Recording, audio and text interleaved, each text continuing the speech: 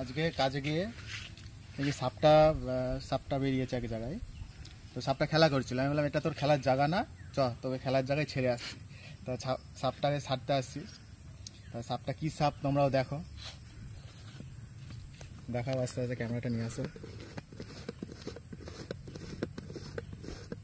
মোটকেও খুলছে না।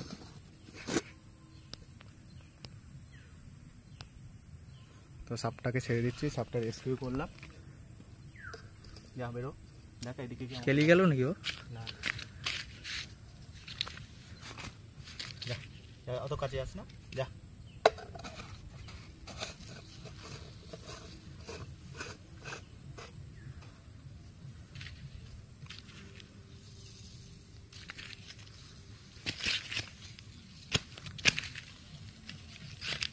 ছেড়ে রাখো।